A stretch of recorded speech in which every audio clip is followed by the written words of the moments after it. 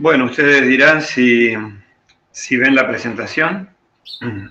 Sí, se ve, Quique.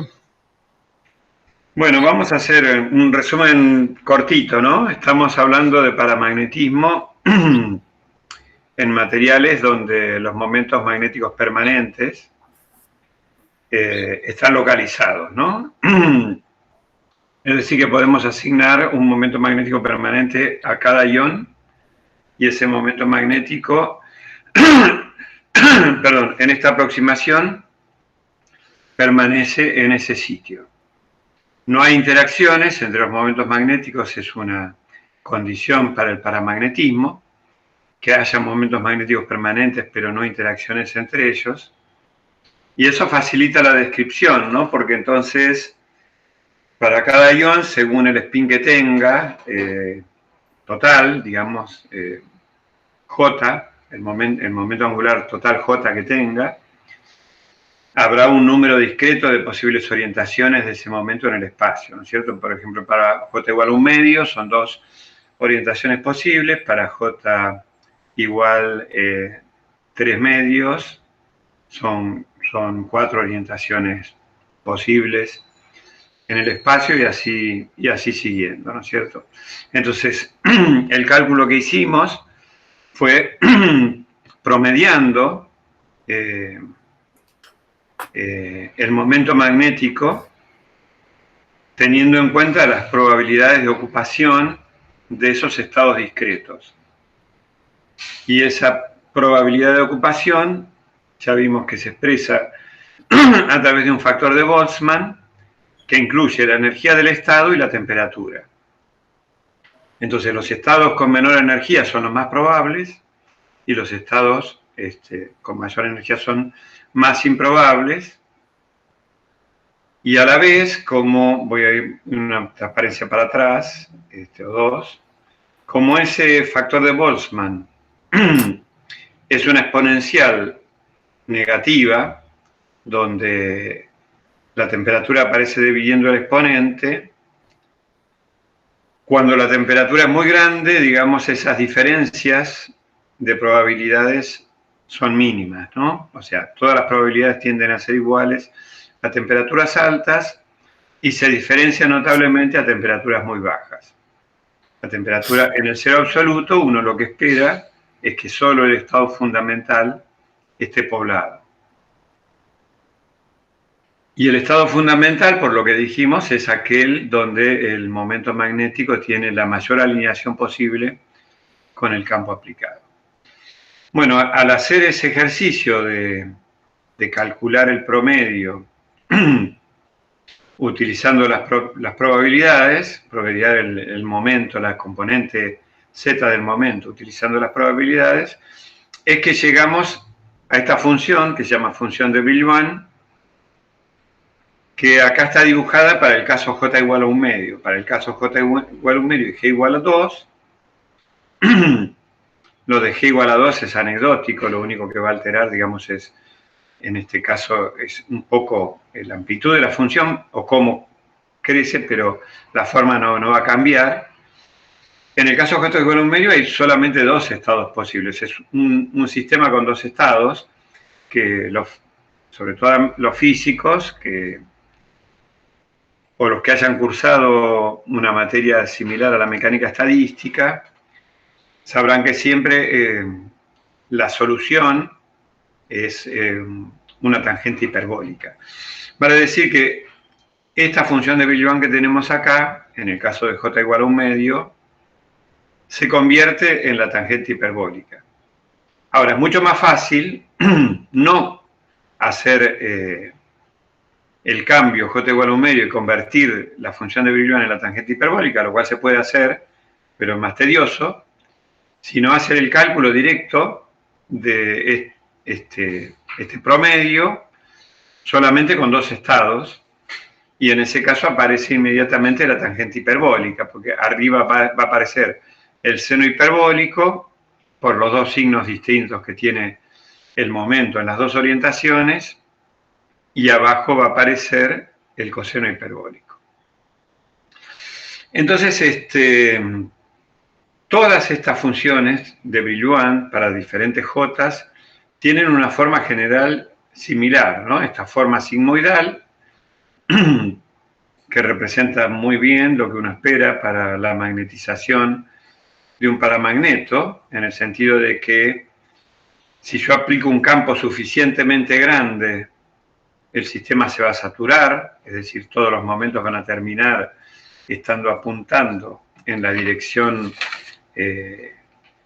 más próxima al campo aplicado, ya sea positivo o negativo, y si el campo aplicado es nulo, como es un paramagneto, voy a tener una magnetización neta nula, ¿no?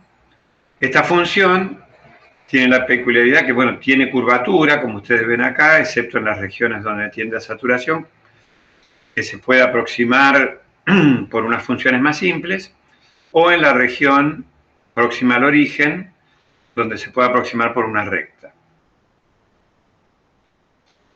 Y bueno, acá vemos las diferencias de la función de Brillouin normalizada, digamos, bueno, la función de Brillouin siempre está normalizada, varía entre 0 y 1, para diferentes valores de J. J igual a 1 medio, 3 medios y un J infinito. Para eso, bueno, hay que tomar esta expresión y tomar el límite cuando J tiende a infinito, el límite matemático. Y una vez, bueno, que un efecto notable, digamos, es que la pendiente siempre tiene una forma similar, pero la pendiente en el origen es mayor cuanto menor es J. Acá tenemos algo más próximo a la magnetización, porque la magnetización sería esta expresión que está acá, ¿no es cierto? O sea, el número de momentos por unidad de volumen por la componente Z máxima que tiene cada uno de los momentos multiplicado por la función de Brillouin. Entonces, cuando la función de Brillouin vale 1, que es en la saturación, la magnetización que tenemos es la de saturación, que es justamente el número de momentos por unidad de volumen multiplicado por la componente máxima que puede tener la proyección del momento magnético individual. Otra característica importante de esta función de Brillouin es que su argumento X es el cociente de H sobre T. Es decir, que es una función que depende del campo y de la temperatura, pero exclusivamente a través de este cociente, ¿no? Este cociente se comporta como si fuera una única variable. Entonces, esto nos habilita también a comparar medidas hechas a diferentes temperaturas y campos en una curva universal si describimos las funciones en términos de H sobre T. Para el mismo valor de H sobre T, no importa a qué temperatura se haya medido, la magnetización que tengo que obtener es la misma. Perfectamente. Bien, y acá hay resultados experimentales medidos en sales de gadolinio, hierro y cromo, gadolinio 3+, hierro 3+, cromo 3+. Estos son los iones paramagnéticos que hay en cada una de las sales. Las sales tienen una composición más o menos compleja, nunca muy compleja, porque es un compuesto inorgánico relativamente simple. Y esos iones son paramagnéticos porque tienen un momento magnético permanente y no hay interacción entre ellos. Y fíjense que son medidas realizadas a diferentes temperaturas, pero cuando se representa la magnetización en función de esta variable H sobre T, para cada sal, todos los resultados caen sobre una misma curva. Entonces, este es un sello, digamos, una huella digital del paramagnetismo. Esto es lo que tiene que ocurrir, digamos, si uno mide un sistema y sospecha que es paramagnético y lo midió a diferentes temperaturas, bueno, puede hacer diferentes cosas. Uno es ajustarlo con la función de Brillouin en cada caso, lo cual está muy bien. Otra forma de tener una evidencia adicional de que es un paramagneto es poner todos los resultados en función de H sobre T y todos los resultados se tienen que acomodar en la misma curva. Bien, ahora, esta función de Brillouin, como dijimos, cuando x tiende a infinito, tiende a 1. Eso, bueno, lo pueden verificar ustedes, experimentando con esa función matemática, que es la función de Brillouin, amigándose un poquito con ella, digamos. Entonces, como habíamos dicho antes, la magnetización, cuando el argumento de la función tiende a infinito, tiende a la magnetización de saturación. X puede tender a infinito porque aplicamos un campo muy grande a una temperatura dada, o porque para el campo aplicado que tengamos, independientemente de la magnitud que tenga, disminuimos la la temperatura, hasta un valor tan próximo al cero absoluto que X también tiende a infinito, y entonces tenemos también saturación. Así que esperamos, digamos, que un sistema paramagnético, aunque lo estemos midiendo con un campo aplicado muy pequeño en términos de los campos que solemos aplicar en un laboratorio, si lo medimos en función de la temperatura, a temperaturas muy bajas, la magnetización tiene que aumentar mucho y tender a la saturación. Bueno, ahora, a temperatura ambiente, digamos, o a temperatura baja, ¿qué campo típico necesitamos para saturar un paramagneto normal, ¿no? Vamos a suponer que tenemos un conjunto de iones paramagnéticos con J igual a 1 medio. En ese caso, como sabemos que X, el argumento de la función de Brillouin, tiene esta expresión. Si usamos J igual a 1 medio con G igual a 2, y tenemos en cuenta el valor del magnetón de Bohr, la permeabilidad del vacío, la constante de Boltzmann,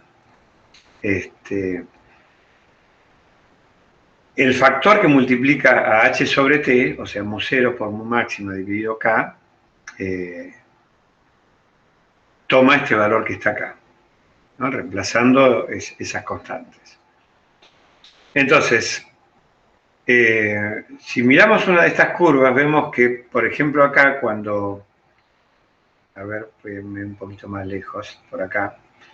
Cuando X toma un valor suficientemente grande, del orden de 5 o 6, ya la variación de la función de Brillouin no es muy notable, ¿no? No se alcanzó la saturación, pero nos estamos aproximando a la saturación.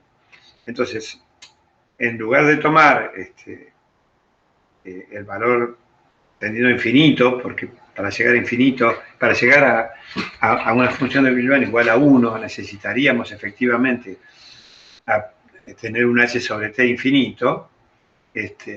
Vamos a tomar un criterio práctico, digamos, cómo podríamos observar un estado próximo a la saturación en el laboratorio, y arbitrariamente vamos a elegir un X igual a 5 para eso. Entonces, para ese X igual a 5, si estuviéramos a una temperatura de 1 K, para lograr ese X igual a 5, lo que necesitamos es un campo igual o mayor a 5,9 por 10 a la quinta amperes sobre metro. Si esto lo convertimos a Tesla, multiplicando por mu0, tenemos 0,74 Tesla, que es un valor muy fácilmente alcanzable en un laboratorio de magnetismo. Digamos, los imanes no superconductores, normales, que tienen una bobina y un núcleo de hierro blando, suelen alcanzar con facilidad este campo en un laboratorio, ¿no? Es usual que esos campos alcancen hasta 2 Tesla aproximadamente. Así que, midiendo a una temperatura bien baja, podemos hacer saturar un paramagneto y ver la curva completa, digamos, la sigmoidal, prácticamente completa. Pero si lo queremos hacer a temperatura ambiente, 300 Kelvin, Entonces el campo que tenemos que aplicar para tener un X igual a 5 es de 1,78 por 10 a la octava amper sobre metro. Y eso multiplicando por mu0 da una inducción de 222 Tesla. Esto se puede alcanzar en pocos laboratorios del mundo y generalmente durante un tiempo muy breve, porque se necesitan corrientes muy altas y normalmente los circuitos no soportan esa corriente excepto durante una fracción de segundo, porque si no se fundirían. Entonces, ya ven que como se requiere un campo tan alto para lograr la saturación, con un campo de 2 Tesla estamos en un 1% del campo requerido para la saturación. Entonces, estamos en esta región, en la región lineal. Y por eso, en algún momento, cuando introdujimos el paramagnetismo, lo introdujimos a través de su susceptibilidad magnética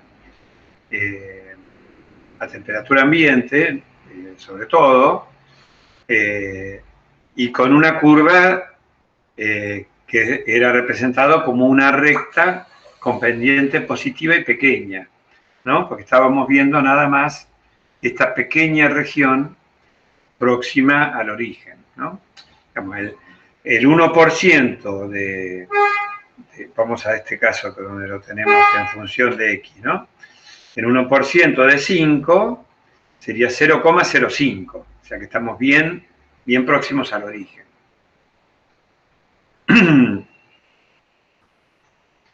Bueno, eso lo podemos ver matemáticamente también, porque la función de Brillouin le podemos calcular el límite para bajos valores de su argumento, para bajos valores de x. Recordemos que x tiene esta expresión.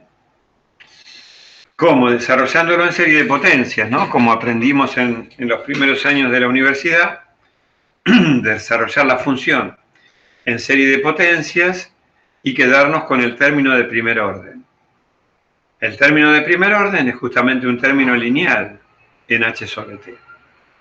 Así que va a dar una recta en función de h sobre t, cuya pendiente, la pendiente de la función de Brillouin, va a tener esta forma.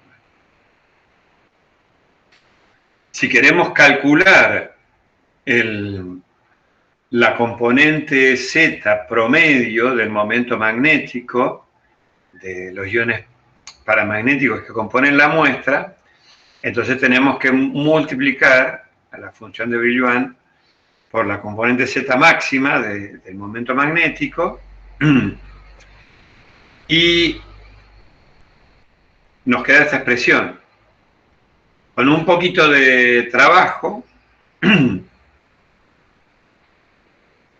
podemos convertir esta expresión en esto que está acá. Creo que es uno de los ejercicios de la práctica, así que lo dejamos para que ustedes lo vean, no es complejo llegar a esta expresión. Y fíjense que entonces, para valores pequeños del argumento, o sea, en la región que normalmente llamamos la región de bajo campo, la componente Z del momento magnético, lo que podemos medir en un magnetómetro,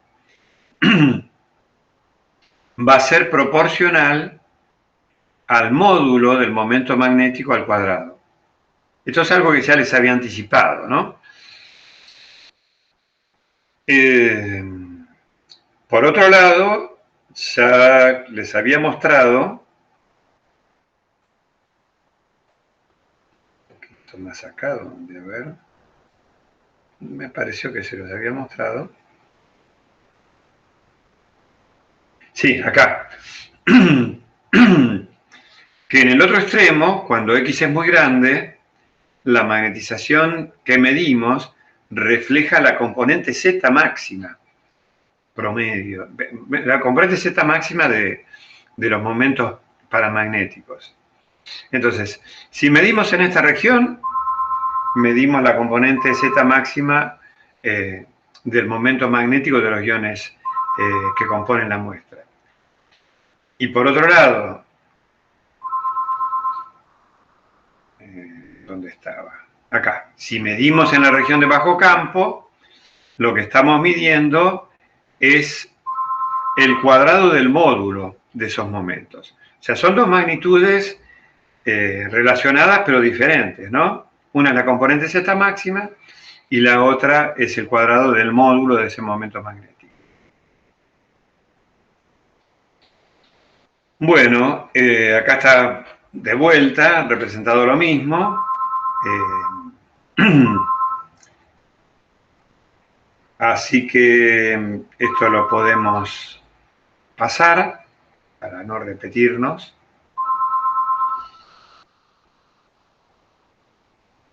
Y bien, volviendo al comportamiento límite para x igual 0, lo que podemos notar es que esta expresión es inversamente proporcional a la temperatura. Tiene una constante, el número de iones por unidad de volumen, por la permeabilidad del vacío, por el módulo al cuadrado de los momentos paramagnéticos, dividido 3 veces la constante de Boltzmann, toda esa constante C dividida por la temperatura. Esto lo habíamos anticipado también como la susceptibilidad de Curie, la susceptibilidad de un paramagneto justamente de momentos magnéticos localizados. Esta ley se llama ley de Curie. Cuando una susceptibilidad se comporta de esta manera, esta es una función hiperbólica de la temperatura, decimos que es un paramagneto de Curie y sabemos que es un paramagneto de momentos magnéticos localizados.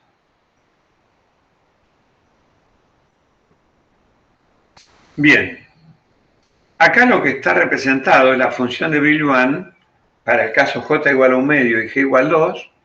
Esto está calculado, esto yo lo hice en un programa que permite graficar, como el Origin Lab, pero también lo pueden hacer en Excel. Creo que Claudia les puede explicar cómo hacerlo en Excel, creo, o en otros, o con un MATLAB, o otro tipo de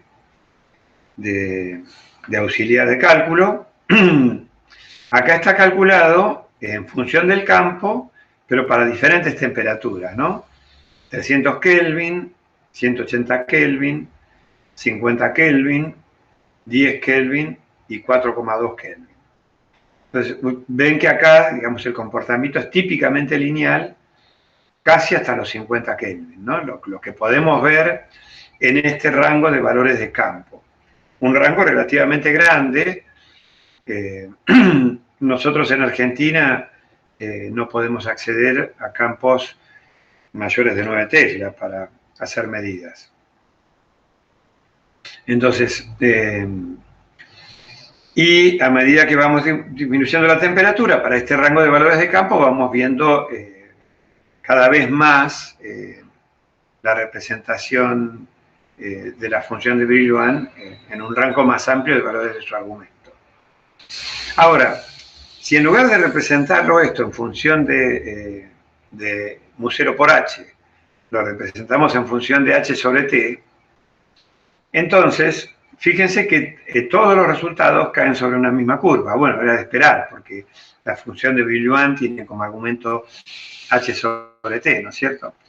Pero lo notable, digamos, es que los puntos de temperatura más alta se agrupan más cerca del origen y los puntos de temperatura más baja son los que describen un rango más amplio del comportamiento de la función de Brillouin.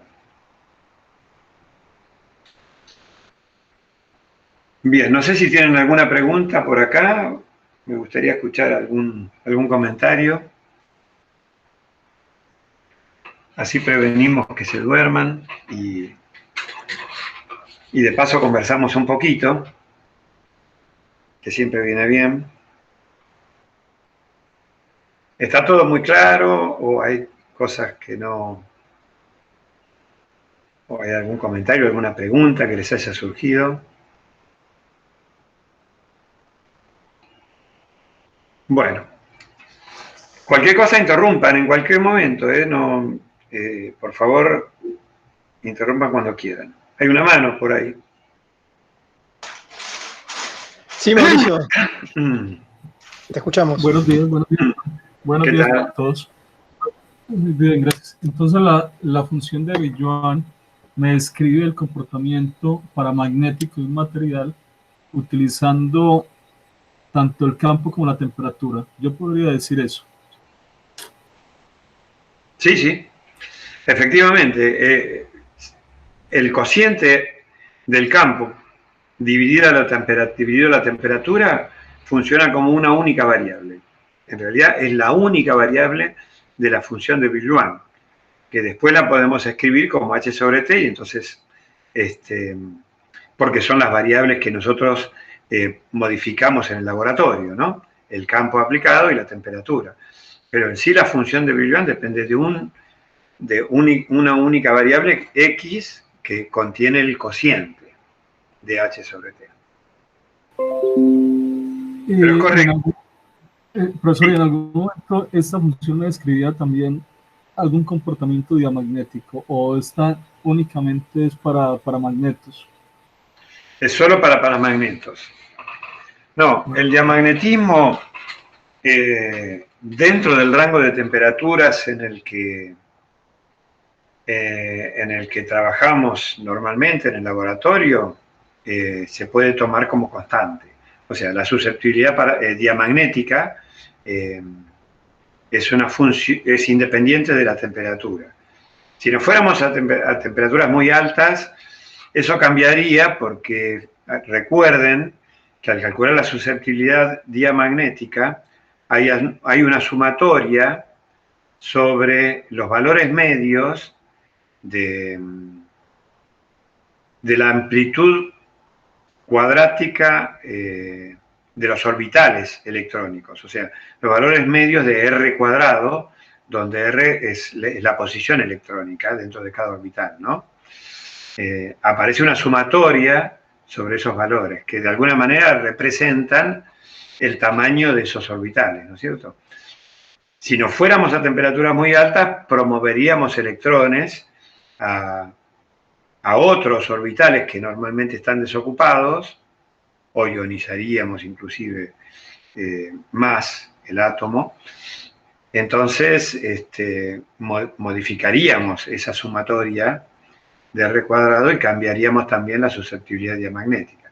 Pero en las temperaturas en las que nos desenvolvemos en el laboratorio, podemos tomar el diamagnetismo como independiente de la temperatura. Gracias. Muchas gracias. No, gracias a vos, Mauricio, por la pregunta. Bueno, entonces, Hay una pregunta de Nico, a ver. que está sin micrófono. Dice, este ¿me la módulo me está cortás? costando un poco más. Ah, bueno. No, no es una pregunta, es un comentario. Este módulo le está costando y tiene que repasar la clase pasada. Además, bueno, Nico justo se perdió la clase pasada, así que es un comentario. Bueno, Nico, no importa. Cuando quieras igual podemos charlar. Y eso vale para cualquiera, ¿no? No solamente para Nico. Me sumo a la charla, que me la perdí también la pasada. Bueno, perfecto. No, por eso podemos coordinar un horario y charlamos un ratito. Cuando ustedes quieran. ¿Sí? O cualquier otra persona, digamos, del curso, ¿no? Vale para todos esto. Bien. Ahora, en el laboratorio es muy común hacer, sobre todo, dos protocolos de medida, ¿no? Lo que son los ciclos de magnetización, acá estamos solamente viendo el primer cuadrante de ese ciclo, que en realidad es suficiente, ¿no? Para un paramagneto contiene toda la información que nos interesa. Si lo representamos en los 4 cuadrantes, en realidad hay solamente 2 cuadrantes que tienen información, y la información que hay acá es igual a la que hay acá, porque esta es una función antisimétrica, la función de Billion. Entonces, vale esto de... Pero estas curvas normalmente se llaman curvas de magnetización, y ¿cómo las recorremos? Las solemos recorrer a temperatura constante, ciclando el campo entre un valor máximo positivo y un valor, llamémoslo así, máximo negativo. ¿no? Variando en pasos relativamente pequeños el campo como para poder describir toda la curva. Eso es lo que llamamos curvas isotermas de magnetización. Cada una a una temperatura fija, modificando el campo. El otro protocolo muy común es un protocolo donde aplicamos un campo, lo dejamos constante y variamos la temperatura. Es, por ejemplo, esta curva que está mostrada acá. Acá se muestra la susceptibilidad paramagnética, que es el cociente de la magnetización por el campo aplicado. Pero como el campo aplicado es constante, la forma de la curva de susceptibilidad es igual a la forma de la curva de magnetización. Esta es la típica ley de Curie. No sé si hay una pregunta por ahí. Es la típica ley de Curie que responde a esta expresión, ¿no? Una constante dividido la temperatura. Entonces, a temperaturas muy bajas toma valores grandes y a medida que aumenta la temperatura va tendiendo asintóticamente a cero, ¿no? Pero no va a ser cero hasta una temperatura infinita, en principio, que no podemos alcanzar. De esta curva, si conocemos suficientes datos de la muestra, podemos obtener, como habíamos dicho, el cuadrado del módulo de los momentos magnéticos de los iones paramagnéticos, suponiendo que haya una sola especie de iones paramagnéticos en la muestra, y a través de esta expresión que ya conocíamos, podemos inferir el momento angular J total de ese ion, ¿sí? Eso nos permite obtener información atómica de los iones paramagnéticos. Si no sabemos si los que están respondiendo paramagnéticamente son iones de hierro 3+, o iones de cromo 2+, por ejemplo, al medir esta cantidad, vamos a tener un elemento adicional como para discernir si es uno u otro tipo de ion el que está contribuyendo, ¿no? Para eso tenemos que conocer algunos datos como esta constante de Curie, es decir, poder calcular el número de iones por unidad de volumen, por ejemplo, y saber a qué temperatura estamos. Ahora, esta forma es muy característica, ¿no? Es una hipérbola. Si nosotros medimos una sustancia y nos parece que es un paramagneto de Curie, le podemos ajustar entonces esta función hiperbólica y ver si ajusta bien. Pero también podemos hacer otra cosa, que es representar la inversa de la susceptibilidad. Y la inversa es una función lineal de la temperatura. O sea que es una recta que pasa por el origen de coordenadas. En general, a ojo desnudo, es mucho más fácil distinguir si los datos se apartan de una recta que si se apartan ligeramente de una hipérbola, ¿no?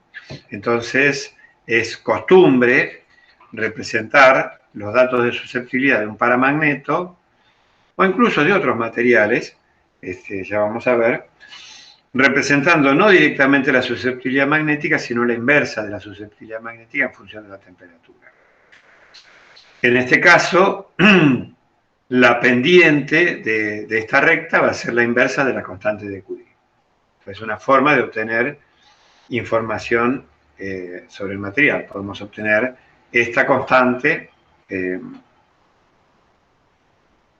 a partir del resultado experimental. Este es un resultado experimental de una sal de gadolinio.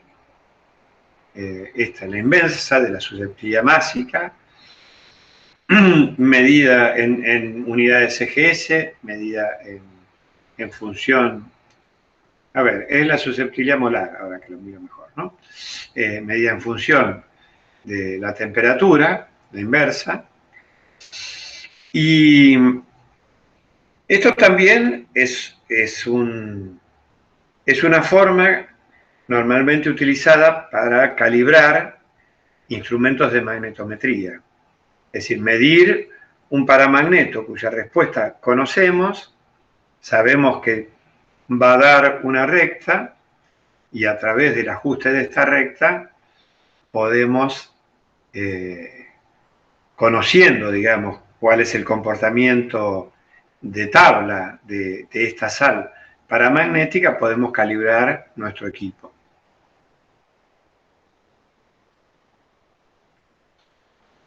Bien. Ahora bien, cuando J tiende a infinito, o sea, nosotros dijimos, bueno, J es el momento angular total del ion paramagnético, ¿no es cierto? Y ese J normalmente tiene valores del orden de la unidad. A lo sumo, en las tierras raras puede tener valores relativamente grandes, pero nunca supera, digamos, un valor del orden de 10. Entonces, ¿qué significa tomar este límite clásico para J igual a infinito? Bueno, por un lado, es una forma de chequear la descripción clásica, cuántica, con descripciones clásicas que se habían hecho previamente del paramagnetismo, ¿no? Por ejemplo, a través de una función que se llama la función de Langevin. Langevin había propuesto esta función para describir el comportamiento de los paramagnetos.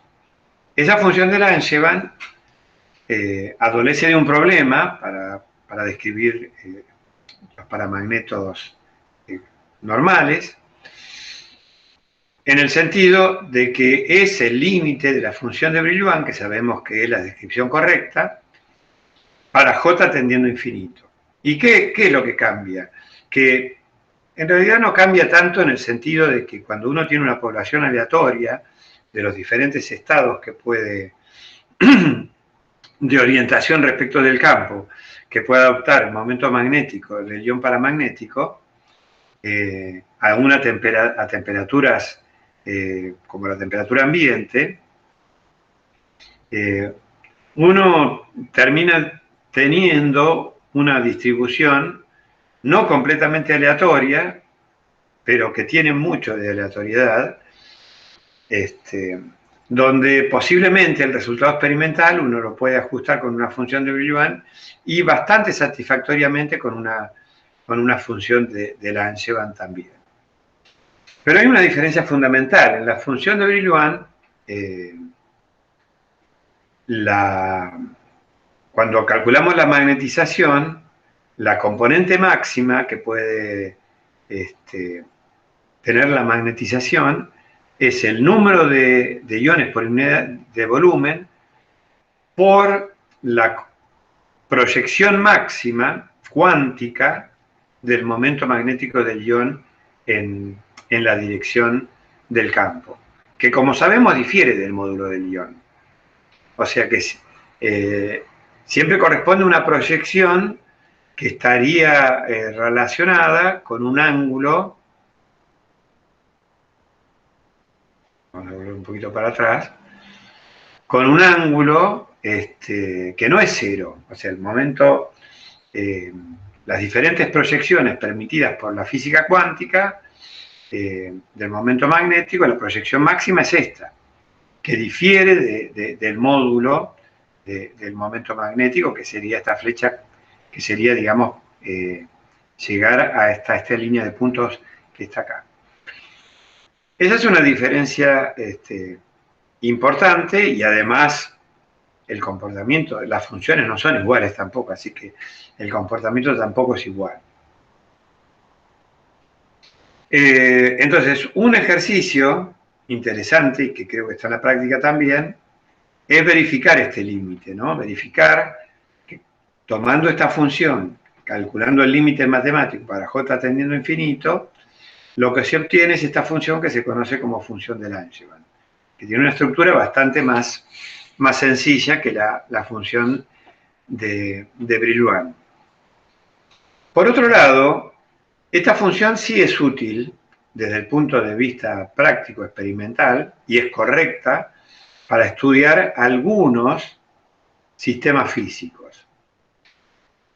Supónganse que uno tiene, en lugar de tener el momento de un ion paramagnético, tenga una nanopartícula monodominio donde todos los momentos magnéticos están ordenados ferromagnéticamente. Entonces, lo que tengo adentro de la partícula es un ferromagneto, pero la partícula vista de afuera, para describirla magnéticamente, la puedo describir como un supermomento que es la suma vectorial de todos los momentos individuales, de los iones ferromagnéticos individuales que están adentro. En este caso, esa suma vectorial, su módulo, digamos, es igual a la suma escalar de los momentos magnéticos, porque estamos suponiendo que todos los momentos individuales apuntan en la misma dirección, están perfectamente alineados ferromagnéticamente. Eso corresponde a un momento magnético grande, con un J también grande. Entonces, si tengo, por ejemplo, 1000 iones adentro de la partícula, y cada uno tiene un J igual a 3 medios, por decir algo, entonces el J de la partícula equivalente va a ser 3500.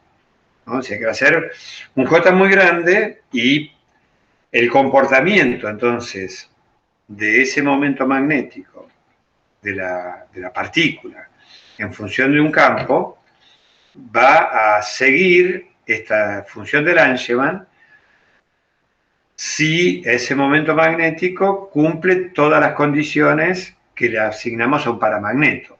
O sea, si podemos hablar de un superparamagneto, que sería un paramagneto de esos supermomentos.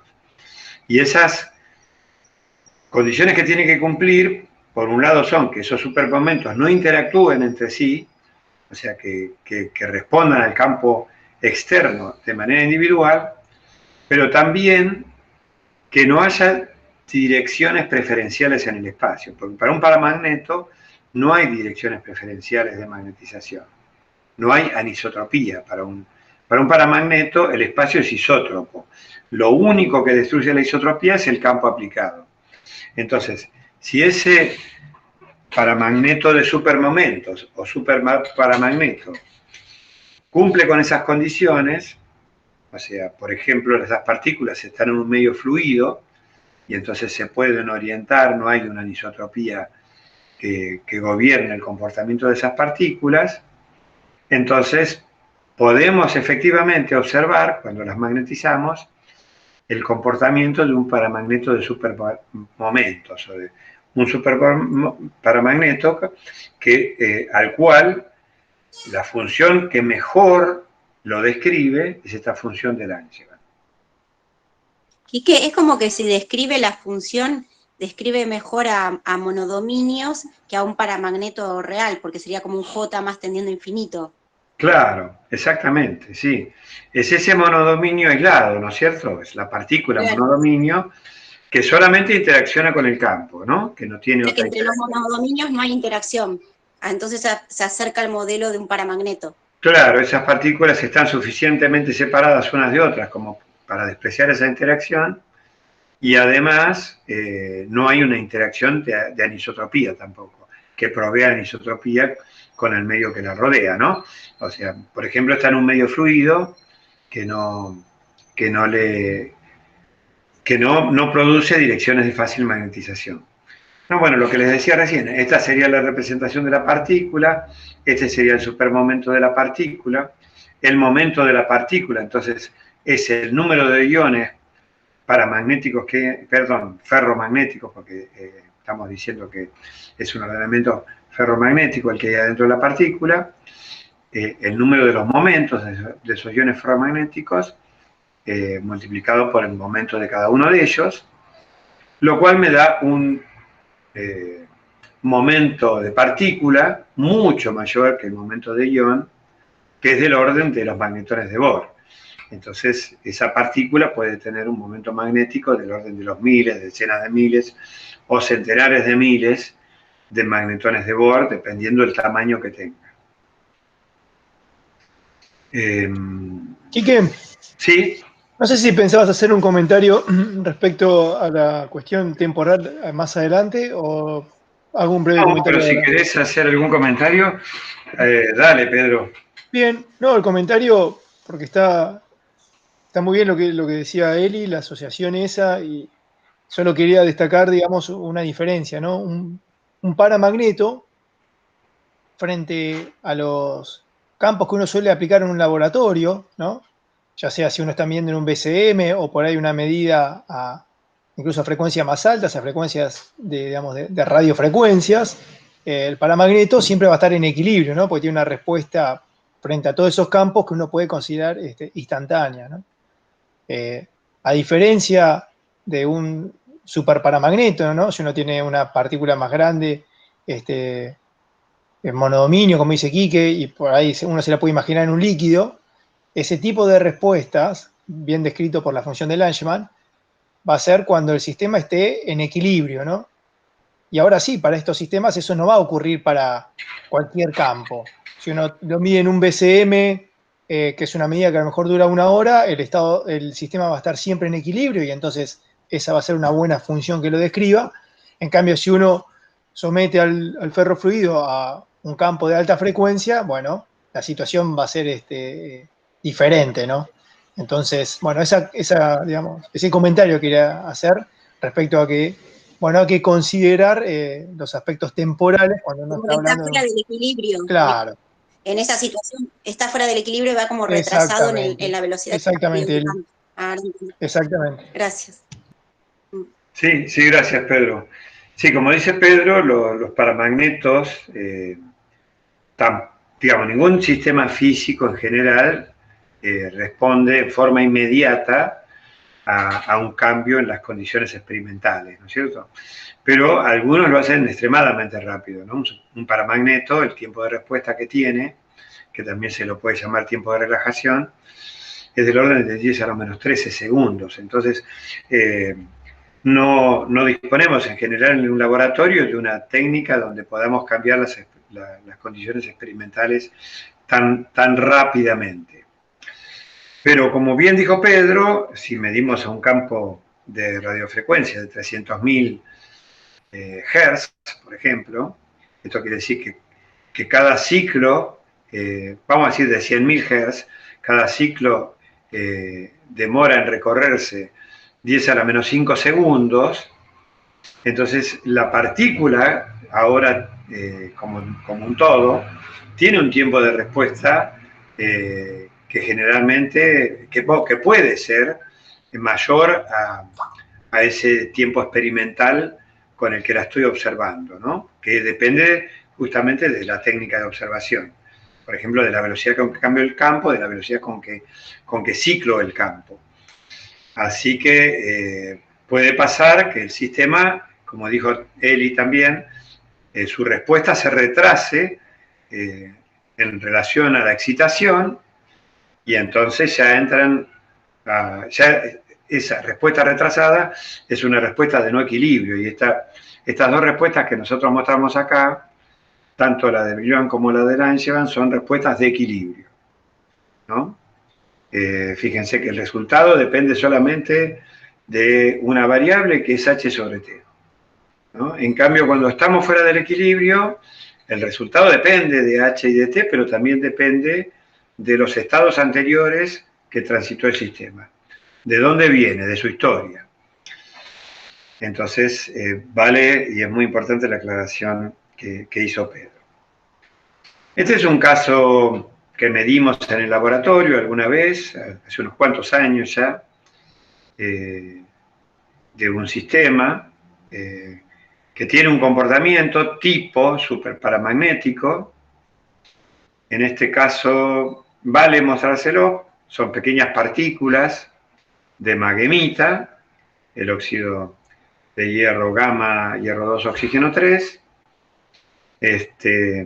donde cuando uno cicla el momento de la muestra en función del campo aplicado a temperatura ambiente, observa que no hay histéresis, ¿no? O sea, es una curva típica de equilibrio que tiende a saturación para campos grandes y es cero para campo nulo y que admite un un análisis con una función de Langevin. Sin embargo, digamos, aunque admita un análisis, se pueda lograr un ajuste satisfactorio con una función de Langevin, hay que tener cuidado con este tipo de análisis, porque si estas nanopartículas están dispersas en un sólido, y en este caso era esa la situación, eran nanopartículas dispersas en lo que se llama un aerogel de sílica. El aerogel es una forma de la sílica con nanoporos, y las partículas están alojadas en estos nanoporos del aerogel. Es un material extremadamente liviano, con aplicaciones interesantes, pero las partículas están fijas, están pegadas a la matriz sólida, y entonces, presumiblemente, van a tener anisotropía, aunque más no sea por su misma composición, estructura cristalina, ¿no? La maghemita tiene una estructura cristalina cúbica tipo espinela, con direcciones fáciles en las direcciones 1, 1, 1, que son las diagonales del cubo. Entonces no se orienta el momento magnético con igual probabilidad en una dirección o en otra, en relación a su estructura cristalina. Y aunque uno tenga una distribución aleatoria de orientaciones de partículas magnéticas en el material, si uno, digamos, analiza el problema en profundidad, llega a la conclusión de que esta función no es la función adecuada para describir este sistema. No obstante, es una práctica bastante usual en la literatura que, afortunadamente, con el correr del tiempo se va depurando, pero que van a encontrar en muchos trabajos de la literatura, digamos, ¿no? Diciendo, bueno, simplemente si alcancé el equilibrio termodinámico, tengo un superparamagneto. Bueno, no. Si alcancé el equilibrio termodinámico, tengo el equilibrio termodinámico, y para que sea un superparamagneto, la única interacción que importa es la interacción de los momentos de las partículas con el campo aplicado. No hay ninguna otra interacción que importe. Si hay una interacción de anisotropía, ya estamos cambiando la situación. Bueno, este es otro ejemplo que le valen las mismas consideraciones. Son nanopartículas muy pequeñas, del orden de con un valor medio de unos 4 nanómetros, dispersas en un hidrogel de polivinilalcohol. En este caso también las partículas están alojadas en poros. El hidrogel tiene poros de diferentes jerarquías de tamaño, nanoporos y microporos, de diferentes tamaños. Pero estas partículas, como ustedes ven, prácticamente para todas las temperaturas que están mostradas acá, en realidad, si uno mira con más precisión, ve que esta de 10 Kelvin no va a cumplir esto que voy a decir, pero todas las otras se comportan en equilibrio termodinámico. Es decir, las curvas son funciones de estado que dependen nada más que del campo y de la temperatura. Entonces son funciones de estado, son estados de equilibrio, pero... Quique, pregunta. Sí. Si yo esas gráficas lo hago en función de H sobre T, ¿deberían caer todas en una misma curva que por lo de los paramagnetos que decíamos que si la graficábamos en función de H sobre T, esa es una sola curva? Bueno, ese es un test que se hace para ver si efectivamente se comporta como un superparamagneto. En realidad lo que ese test certifica, si se verifica, es que la única variable que importa es H sobre T, ¿cierto? Entonces, si hay otras variables como una constante de anisotropía o otro tipo de parámetros importantes que describen el comportamiento del sistema y que aparecen, Se van a ver ahí. Entonces nos estaría de alguna manera diciendo que esas cantidades no están cumpliendo un rol importante. Pero siempre hay que tener cuidado y hay que analizar en detalle el problema. Ahora hay otro problema, digamos. Para un paramagneto, la proyección máxima del momento en la dirección del campo es siempre la misma independientemente de la temperatura. Digamos, por ejemplo, si tenemos un paramagneto de spin es 1/2, la proyección máxima del spin en la dirección del campo siempre es 1/2, independientemente de la temperatura. Para un superparamagneto, la proyección máxima del momento, del supermomento de la partícula en la dirección del campo, sería el módulo de ese supermomento, porque prácticamente la proyección y el módulo son lo mismo, pero ese módulo puede estar cambiando porque la magnetización espontánea o la magnetización de saturación es una función de la temperatura, ¿no? O sea, yo en el interior de la partícula, a ver si se los puedo mostrar, en el interior de la partícula lo tengo magnetizado a saturación, pero, a ver si esto lo ven, no sé si lo ven, la magnetización de saturación en función de la temperatura de la fase ferromagnética dentro de la partícula depende de la temperatura. Entonces, para normalizar, voy a tener que dividir las funciones por la magnetización de saturación también. De lo contrario, no van a caer una curva encima de la otra. Porque yo voy a poder, sí, en la saturación, orientar el momento magnético de la partícula en la dirección del campo, un campo suficientemente grande, pero adentro la partícula está saturada con un valor de saturación correspondiente a la temperatura en que yo esté midiendo. Entonces, a 300 Kelvin, el momento neto de la partícula va a ser menor que a 4 Kelvin. Claro, puede cambiar mucho. Sí, sí, por ejemplo, para una magnetita el cambio no es tan notable, pero es del orden de un 10%, ¿no? Si mido a temperatura baja o a temperatura ambiente, ¿no? Pero si mido a 500 grados centígrados, la situación va a cambiar mucho, porque ya me estoy acercando bastante a la temperatura crítica del material. Bueno, hasta ahora estuvimos hablando entonces de paramagnetos y superparamagnetos. Para los paramagnetos sabemos que para casi todas las aplicaciones prácticas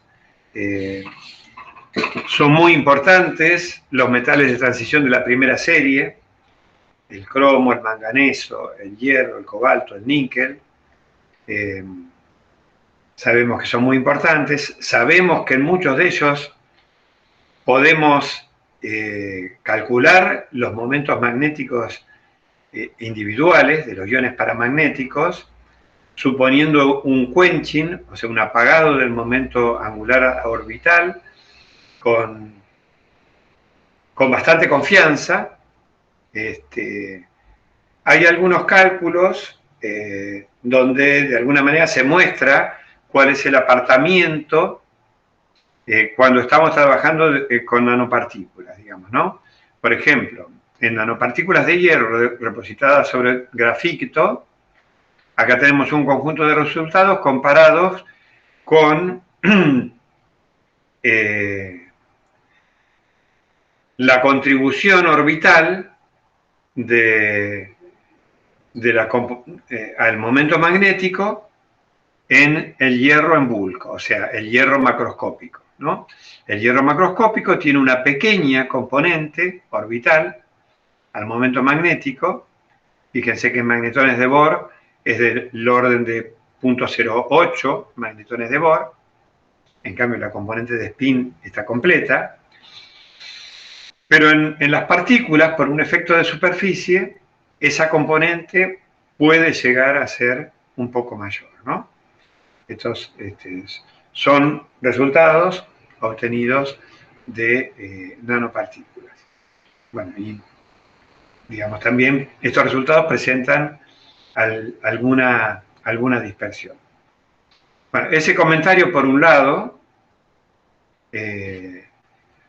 porque es fácil estimar el momento magnético de un ion paramagnético cuando suponemos que el momento orbital está apagado. Cuando el momento orbital no está apagado, el cálculo se hace más complicado porque hay que ver cómo se combinan L y S para dar J, ¿no es cierto? Y además hay que calcular el factor de Landé, que tiene una expresión más compleja que simplemente el factor 1 que tenemos para la componente orbital o el factor 2 que tenemos para la componente de spin.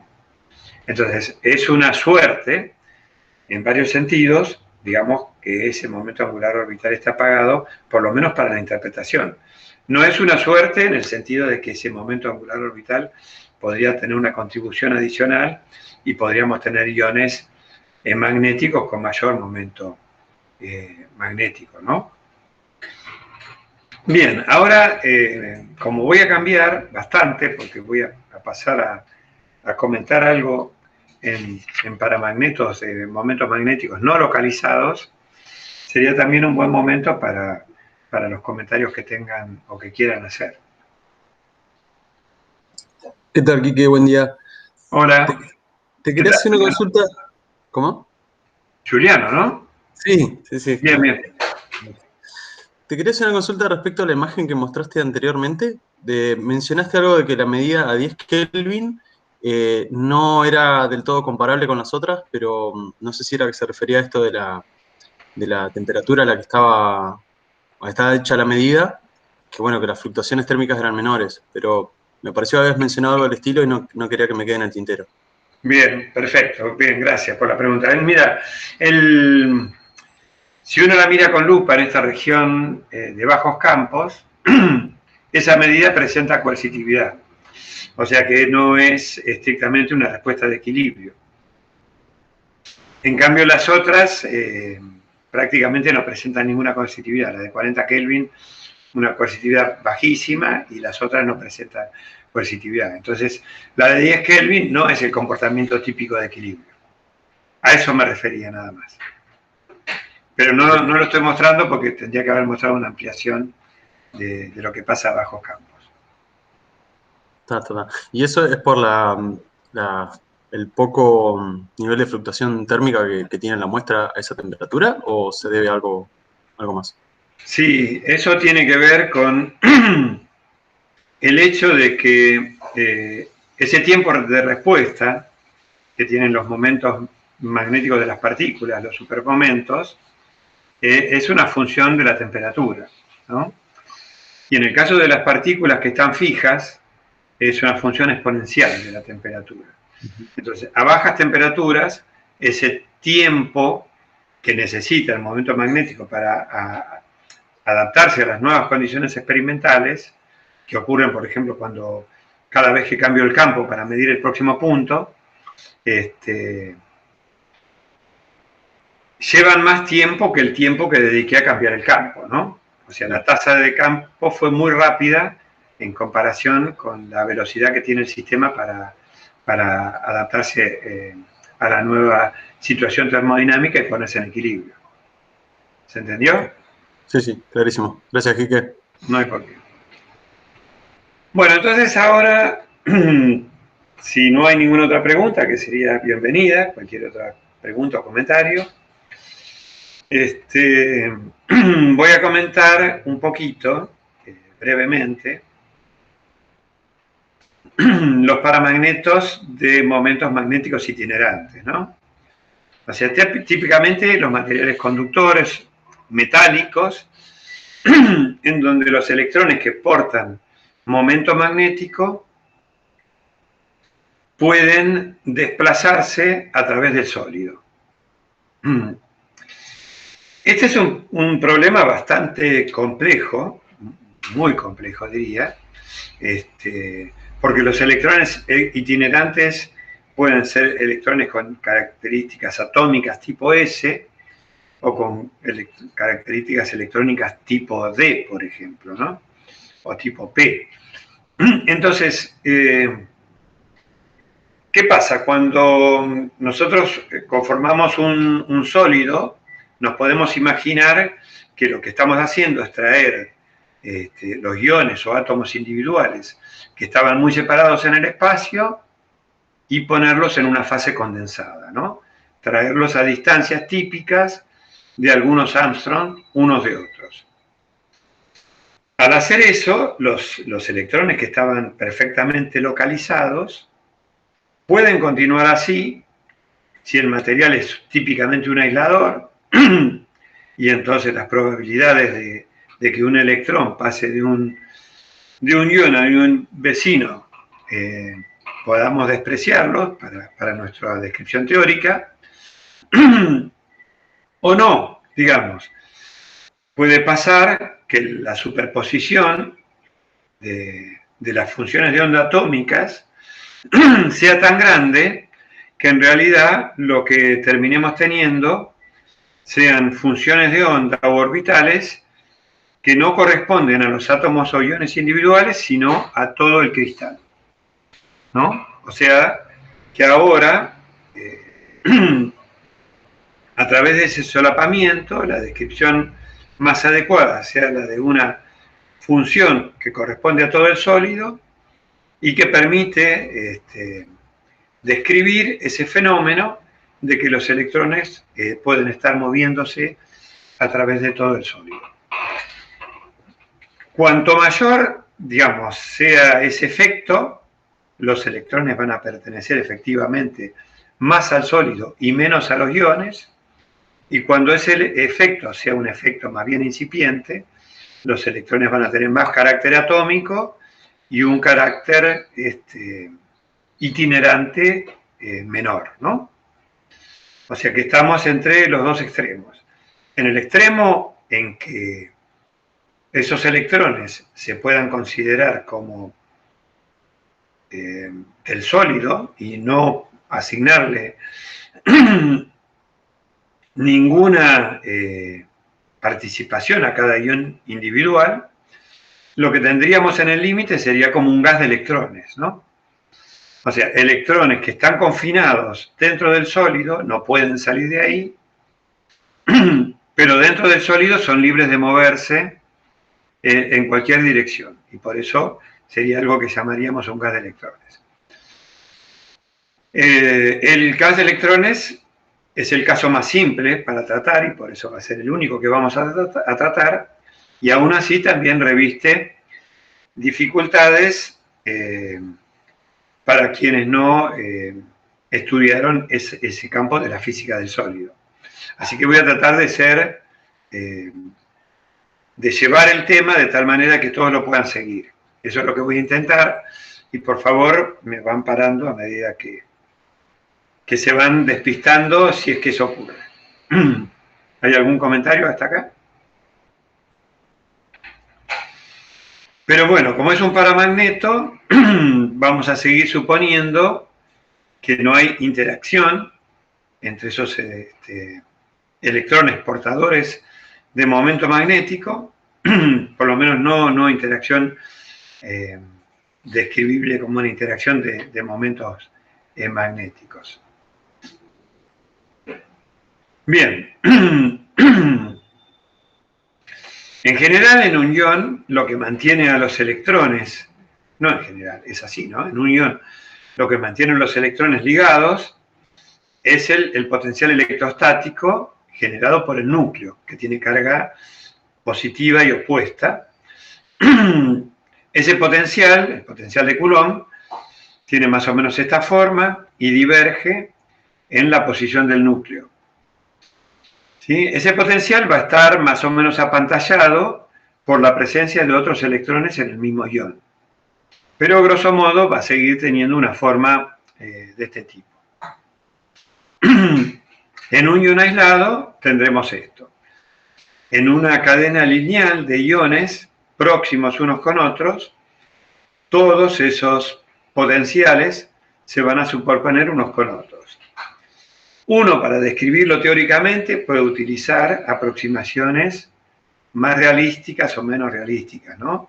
podría utilizar una aproximación de este tipo o una aproximación que sería una sucesión de pozos cuadrados, dado que el problema deviene complicado cuando abandonamos el ion aislado. Ya el ion aislado con muchos electrones es complejo, se justifica tomar descripciones que parezcan tan caricaturescas como esta que está acá, ¿no? Si uno lo mira en un plano de iones, entonces una descripción próxima a la realidad sería una descripción de este tipo, ¿no? Como lo que nosotros llamamos en Argentina un Maple de huevos, parecido a eso, no sé cómo lo llaman en otros países. Describiría bastante bien el tipo de potencial en un plano, ¿no? Y eso, como los potenciales son más intensos en estos puntos y menos intensos en estos máximos, entonces, si mapeáramos la densidad electrónica adentro de este material, la densidad electrónica sería más intensa en los puntos cercanos a los mínimos y menos intenso en los puntos de los máximos, ¿verdad?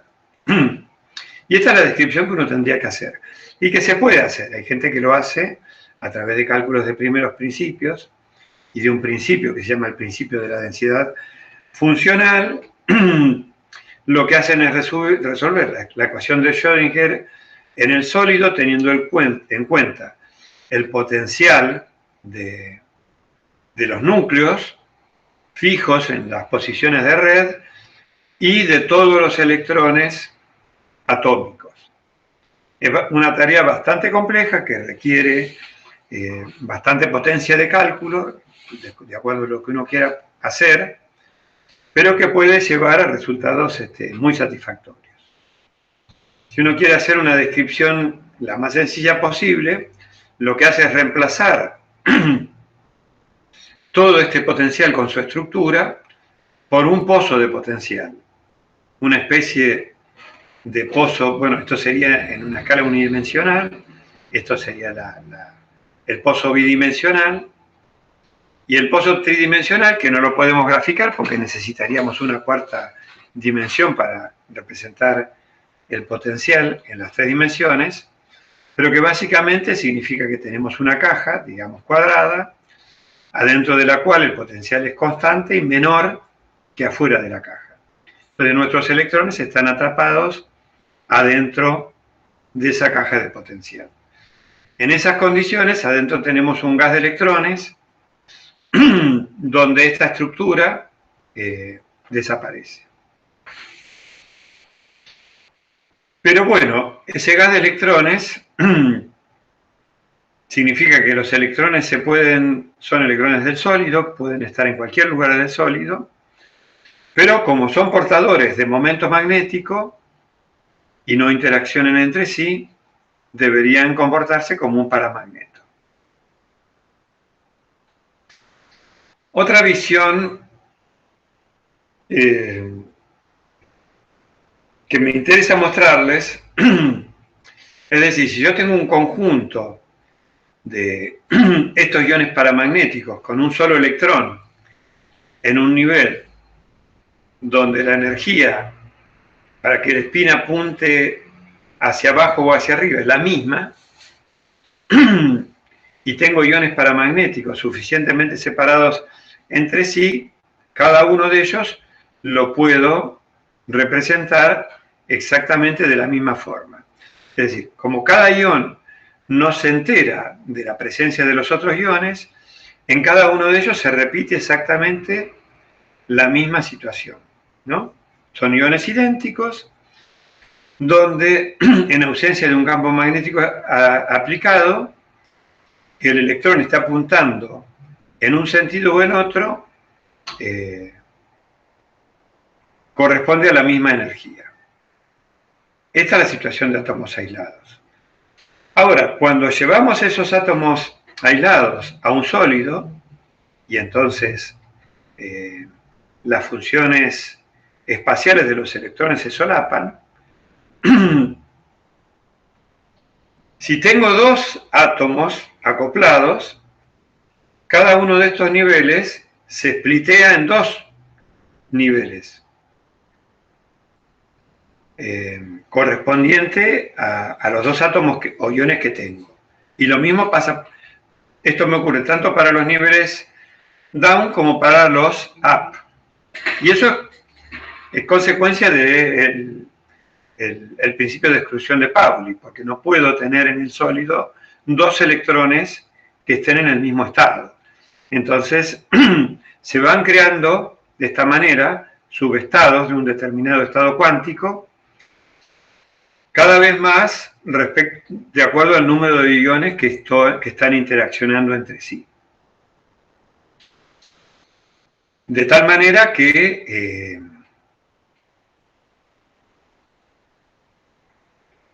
digamos, tengo n átomos formando el sólido, entonces para cada uno de estos estados tengo n subestados,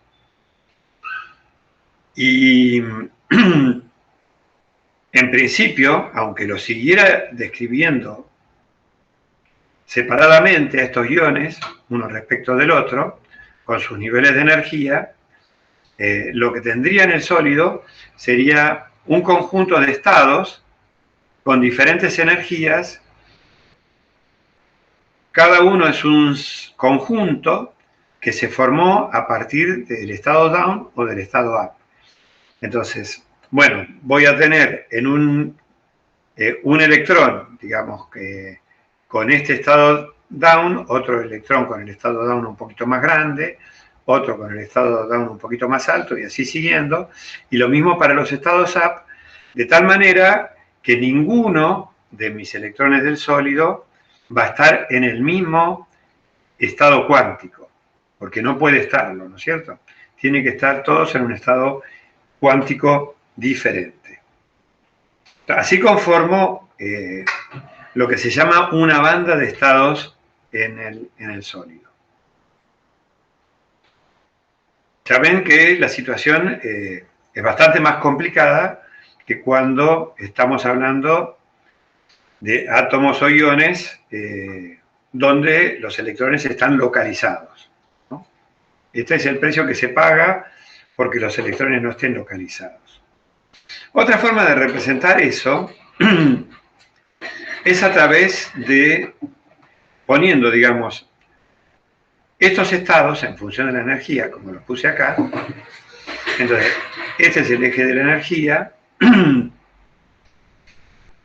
Y ahora, digamos, si uno resuelve este problema para un gas de electrones, lo que encuentra es que hay acá, digamos, como... Y para un número, digamos, de iones o átomos macroscópico, por ejemplo, un número de iones del orden del número de Avogadro, en ese caso, son tantos estos niveles que prácticamente lo que veo es un continuo de niveles de energía, ¿no? Si los mirara con una lupa suficientemente poderosa, podría ver, digamos, esos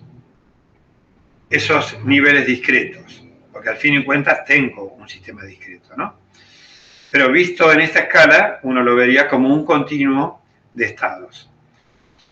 Por el hecho de ser un gas de electrones, lo que aparece es que la densidad de estados, que sería cuántos de esos estados individuales, que acá los había dibujado como liñitas, tengo por unidad de energía, sigue esta función que es una raíz cuadrada de la energía, ¿no?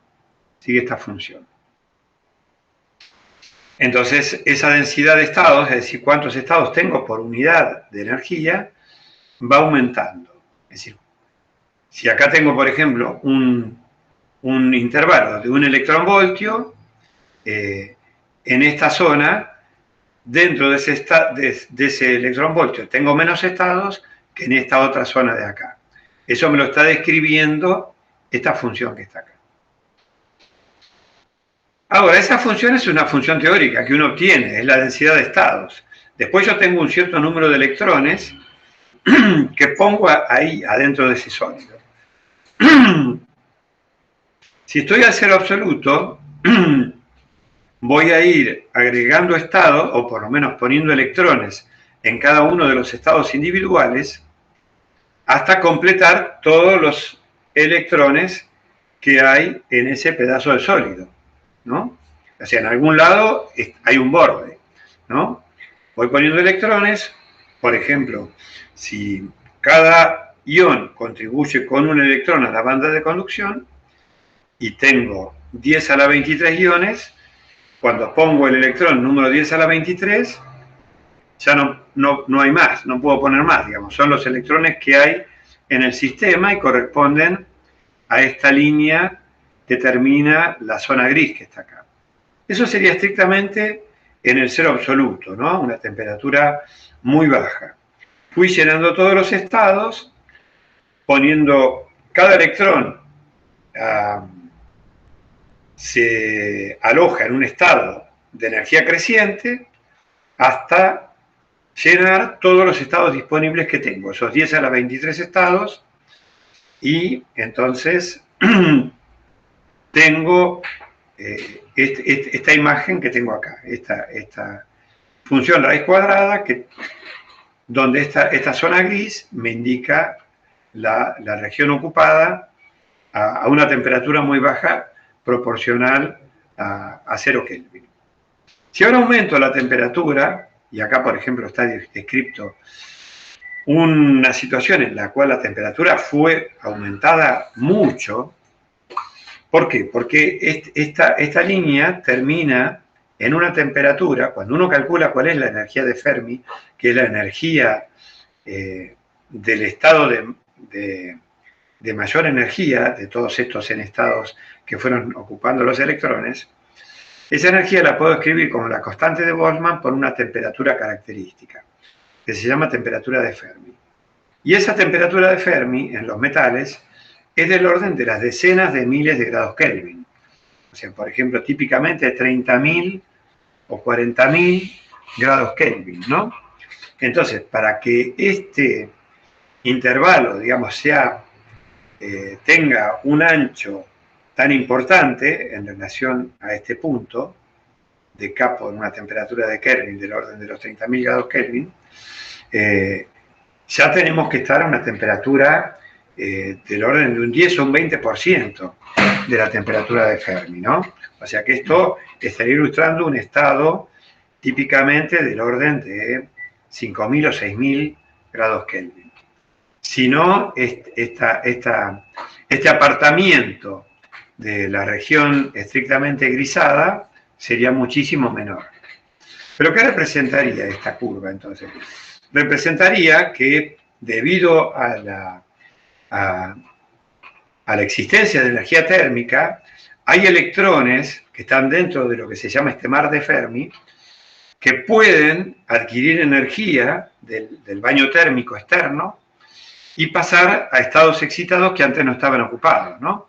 Entonces, si un estado de acá, por ejemplo, adquiere una cierta cantidad de energía relativamente grande, por ejemplo, del orden de este intervalo, bueno, va a pasar a estar por acá. Pero, por ejemplo, un electrón que esté muy profundo en el mar de Fermi no puede, porque si adquiriera una energía térmica de este orden, tendría que pasar a un estado que estaría por acá, y como ese estado ya está ocupado por otro electrón, y por el principio de exclusión, dos electrones no pueden ocupar el mismo estado, entonces no puede quedar. Esto tiene una consecuencia importante, y es que en todos los fenómenos físicos que requieren de la respuesta de los electrones que están cerca de los electrones del material, solamente pueden responder los electrones que están cerca del nivel de Fermi, porque son los únicos que pueden ser promovidos a estados que estaban vacíos. Los que están profundamente en el nivel de Fermi no pueden responder porque si hubiera un cambio en su estado de energía, tendrían que pasar a un estado que ya está ocupado por otro electrón del mar de Fermi. Entonces, a medida que va aumentando la temperatura, vamos teniendo una franja cada vez mayor de electrones que pueden responder a la excitación externa. Y lo mismo pasa cuando se aplica un campo externo. Lo mismo ocurre cuando se aplica un campo externo. Bueno, no sé si, yo sé que, por eso acá me gustaría hacer un parate porque hay un montón de conceptos que entiendo que no todos ustedes estarán familiarizados y puede haber preguntas muy básicas que quieran hacer sobre esta cuestión.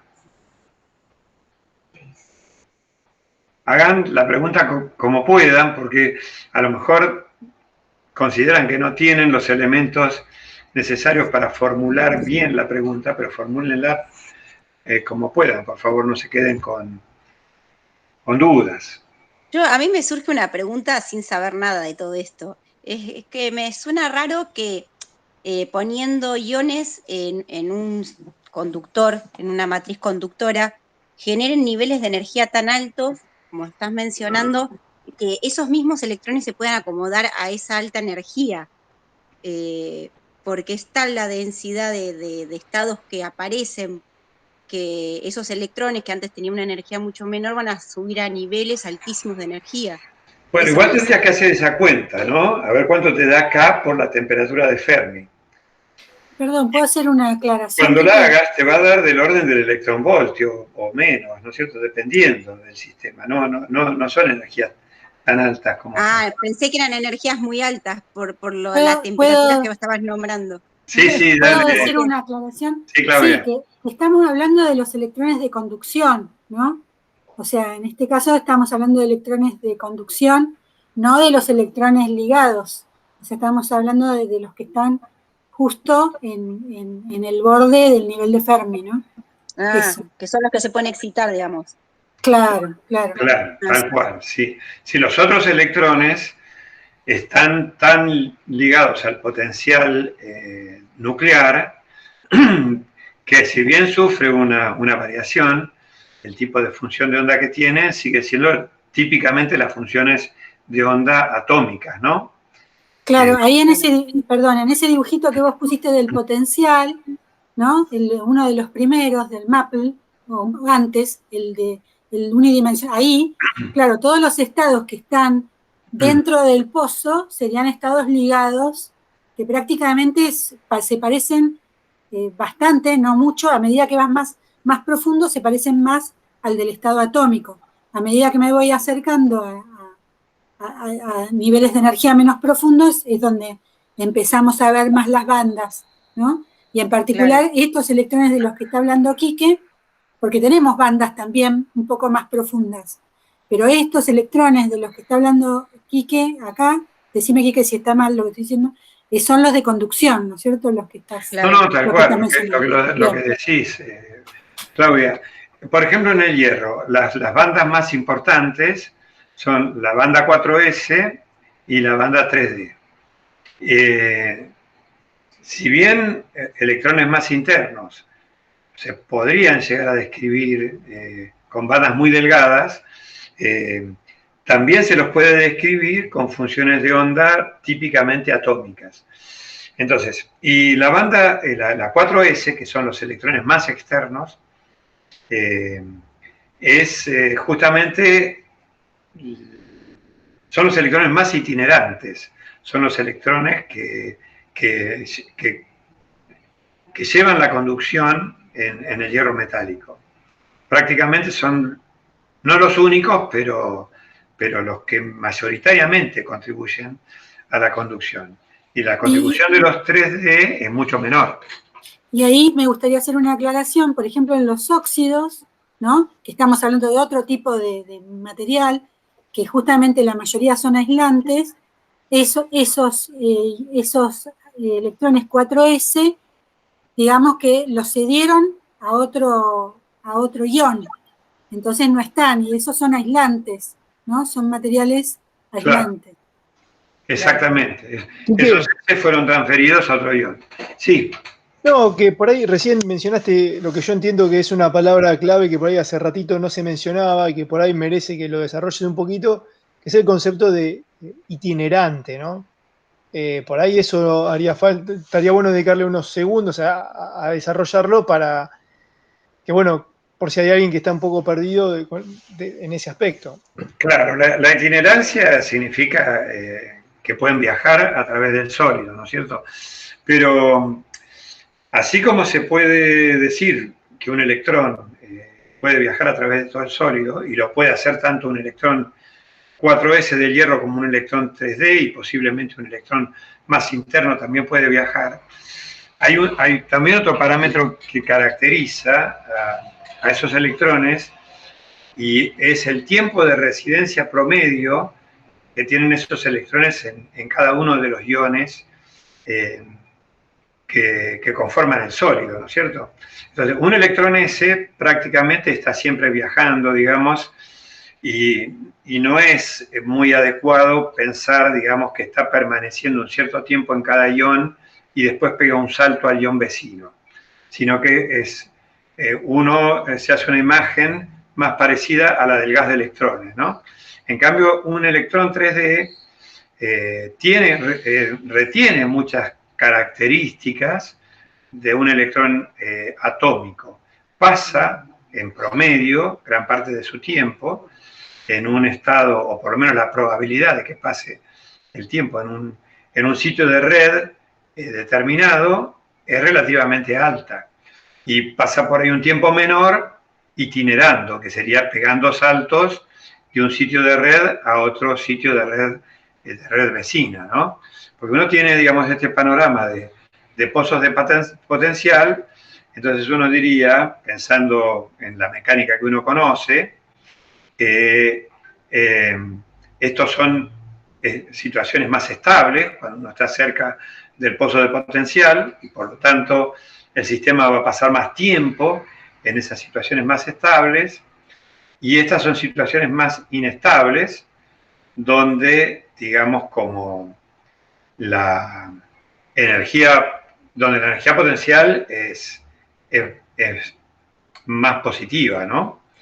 Entonces, dependiendo, digamos, algunos estados pueden pasar de uno a otro, de un ion vecino a otro, a través de lo que se llama efecto túnel, y otros pueden pasar a través de efectos térmicos también, ¿no? Si sus niveles de energía caían por acá arriba, por ejemplo. O sea, que sacan la energía de la temperatura. Claro, o pueden pasar directamente, ¿no? Si el nivel de energía estaba por acá arriba, bueno, hay un continuo, no hay ninguna barrera de potencial para pasar a otro. Si está por acá, con a lo mejor algo térmico pasa fácilmente, y si está por acá abajo, lo único seguramente va a ser, o lo más importante va a ser un efecto túnel, que le va a permitir pasar de un lugar a otro.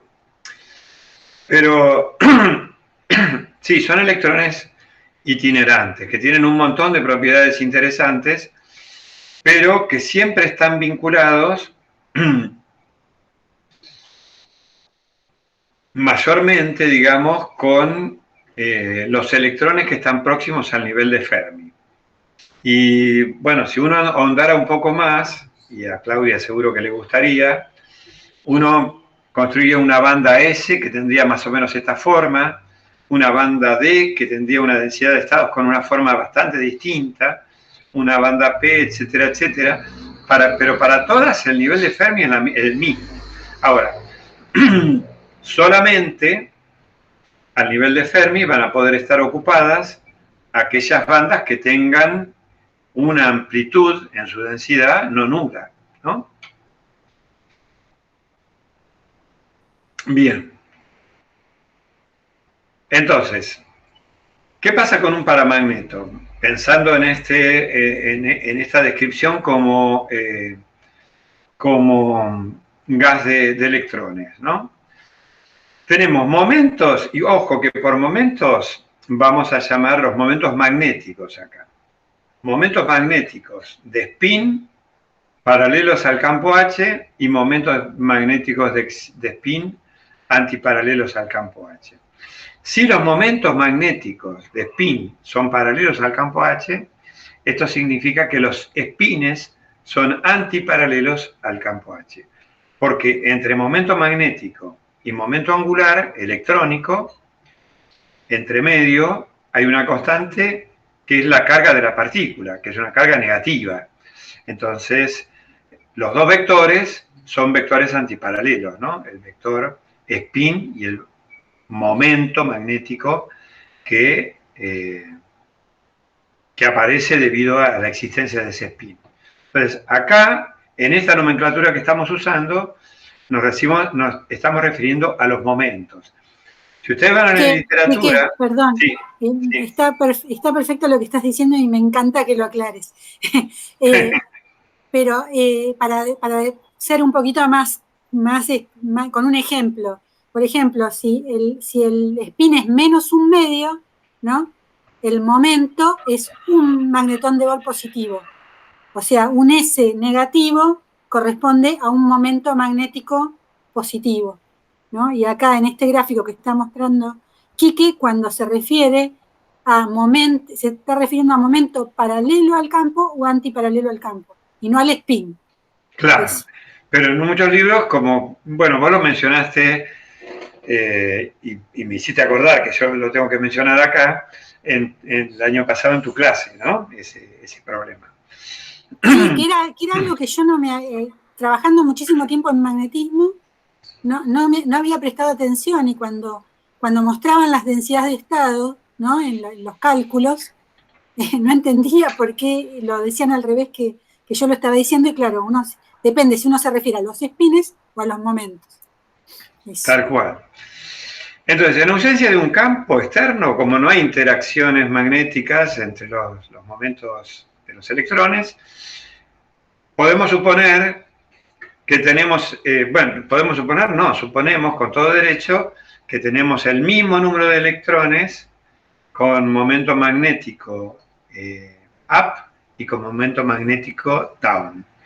Entonces, es como que tenemos dos subbandas, una subbanda con los momentos magnéticos de los electrones paralelos al campo y otra con los momentos magnéticos opuestos al campo, con igual población. Entonces, el momento magnético neto de la muestra es 0, como corresponde a un paramagneto en ausencia de campo aplicado. Si ahora aplicamos un campo magnético no nulo, entonces esta subbanda se modifica de manera que puede alojar a un número mayor de electrones. Es decir, el nivel de Fermi sigue siendo el mismo para todos. Es el último nivel de energía que se va a llenar. Pero la estructura de la banda, o sea, esta curva, que es la que determina la densidad de estados, se modifica de tal manera que esta subbanda, la de los momentos magnéticos paralelos al campo, aloje un número mayor de electrones o momentos magnéticos, ¿no? Entonces, el momento magnético neto de la muestra va a tener una componente en la dirección del campo, ¿sí? O sea, una parte de toda esta área se va a compensar con esta que está acá, pero me va a sobrar una cantidad de electrones con momento magnético paralelo al campo que me va a dar un momento magnético neto. Y este desplazamiento de la banda depende de la energía Zeeman de interacción de los momentos magnéticos con el campo aplicado. Si aplico un campo más intenso, bueno, más baja esta curva hacia valores negativos, ¿sí? De tal manera que se va a acentuar la diferencia entre el número de electrones entre las dos subbandas. De alguna manera, esto a temperaturas normales va a dar también una respuesta más o menos lineal con el campo. A medida que va bajando, que aumenta el campo, esta curva va bajando y el desbalance electrónico aumenta de una manera aproximadamente lineal. Bueno, si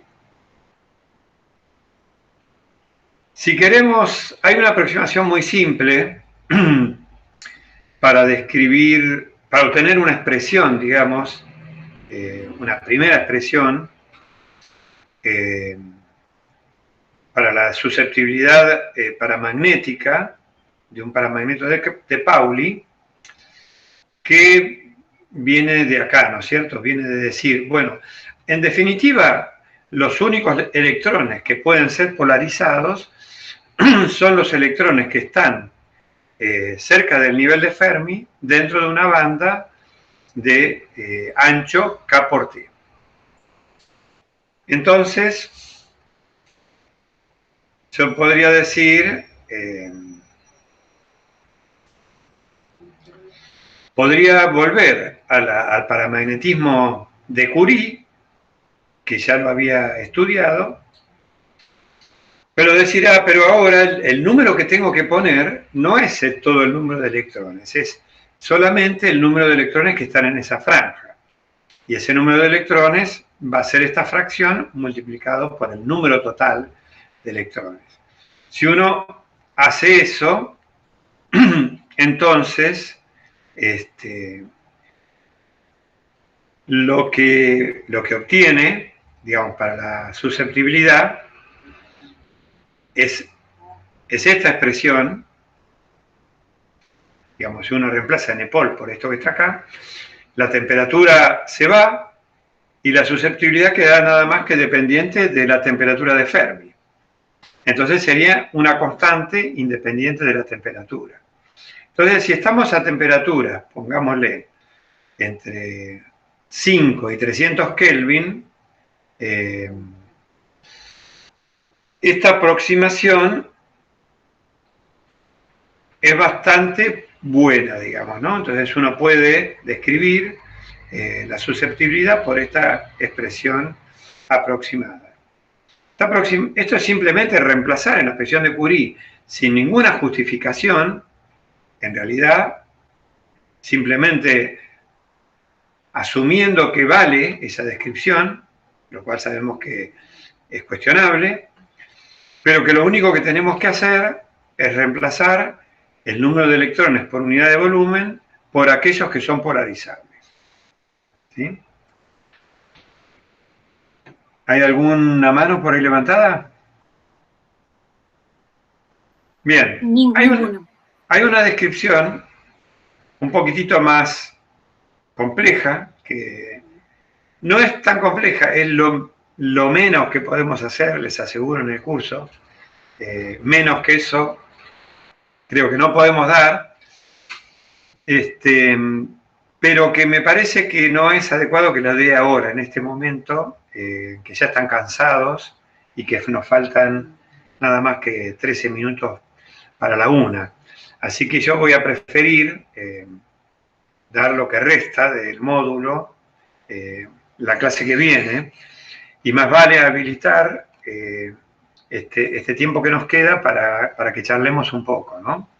Y nos cuenten un poco, no solamente las dudas que tienen sobre los problemas, o si tuvieron alguna dificultad para entregar la práctica 1, o si ven que van a poder terminar con la práctica 2 en tiempo y forma, sino también que nos cuenten un poco, digamos, cómo están recibiendo el curso, ¿no? Si les está resultando bien, o no, digamos, y qué dificultades experimentan. Quique, mientras ellos se arman de coraje para hablar, sí. Te iba a decir que tal vez ahora que ya muchos entregaron el ejercicio 1 y a algunos les falta, y tal vez estén un poco más complicados, que podríamos compartir la resolución del ejercicio ese del ciclo de un ferromagneto en una matriz diamagnética. Perfecto, ya lo compartimos. En los ejercicios resueltos tienen compartida ya un PDF que tiene los resultados, digamos, y una resolución hecha con MATLAB que podría generarle algunas preguntas todavía, porque no es una resolución hecha como un planteo y desarrollo que hacíamos en la secundaria, por ejemplo, sino que está simplemente desarrollado en el menor número de pasos posible. Entonces les puede generar preguntas, háganlas por favor. Y lo que dice Claudia, lo tenemos en una parte que se llama Partes de Prácticas Explicadas, que ahora mismo lo voy a editar. A ver cómo se edita esto. Editar acá. Entonces lo voy a compartir para todos los alumnos.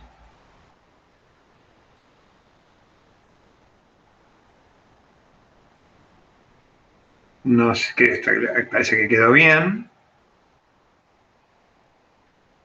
No me acuerdo ahora cuál es el ejercicio en la práctica actual, qué número. No, bueno, el que compartí es, perdón, pero no importa, después, yo lo que encuentro acá es un ejercicio 3 del módulo 3 y un no, ese ejercicio todavía 4 no. del módulo Es, 1. Del módulo 1, acá está. Problema 4 de la práctica 1 se llamaba. Ese es el que tengo que compartir y no el Claro, otro. pero ahora es el problema, déjenme ver en la práctica nueva qué número de problema es, porque como cambió un poquito la práctica, a ver. Es el problema 3 ahora. Bueno. O sea, el título dice problema 4 de la práctica 1, pero para ustedes sería el problema 3. Los que ya lo hicieron, si quieren pueden mirar para ver si lo hicieron de manera similar, para confirmar. Y los que no lo hicieron, por ahí es una ayuda por si estaban trabados con ese problema, que tal vez de la práctica 1 era un poco el más complicado. Bien. Perfecto. Entonces, ese quedó compartido, solamente que ahora se llama problema 3, pero está compartido ahí. Y además, acuérdense lo que les dije recién, que en el otro que se llama problemas resueltos, tienen también resuelta la práctica 1. De una manera sucinta, ¿no? Bien, entonces les pregunto yo, ya que no me responden, a ver, vamos a ver, voy a tratar de volver, voy a dejar de compartir, así nos vemos todos.